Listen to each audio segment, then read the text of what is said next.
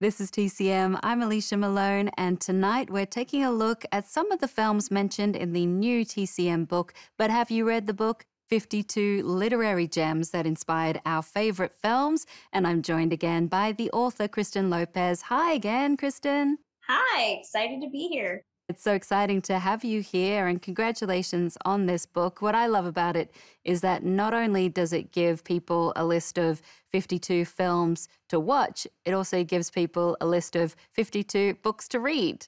Exactly. Hope that I can get people to check out their libraries for both movies and books. Of course, that leads to my next very obvious question. How did you decide on the 52 film adaptations that you would feature? It was tough because I knew I needed to have diversity in terms of years, in terms of genre, in terms of authors. There were a lot of different variables that I had to work with. And I also had to know that I could take the time to read them. So I think I initially started with about 75 to 80 titles and eventually pared that down over a few weeks to 52 that either I knew really, really well, like the back of my hand. Wuthering Heights is a great example, as is Mildred Pierce, and a few that maybe I had wanted to read that I just hadn't. So there were a couple of books that I read for the very first time, saw a couple movies for the very first time that I had been meaning to cross off my list. So this book was a great chance to revisit some old favorites and finally read some new ones. And maybe we should set a challenge to people out there that you've got to read a book and watch a film every week for 1 year. And then you'll get to all of these books and films.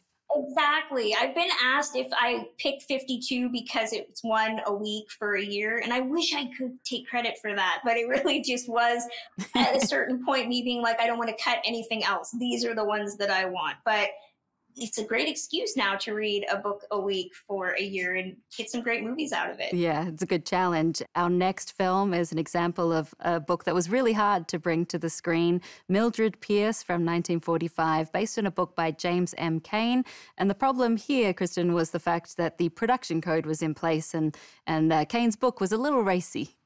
Most James M. Cain books are a little racy. The year before this, Double Indemnity had come out. The year after this, Postman Always Rings Twice came out. So it was a great time span to be James M. Cain and have these fabulous film adaptations. But Mildred Pierce had some stuff that it had to deal with ahead of time in the scripting phase because, yeah, there is a lot of sexual content. Mildred is a woman that is trying to figure out how to survive in a man's world. And at one point, she thinks about engaging in a sexual relationship with the character of Wally, played in the film by Jack Carson. There's a lot of romantic liaisons that she undergoes as a single woman in 1940s America that the production code might have been a little hesitant to depict on screen.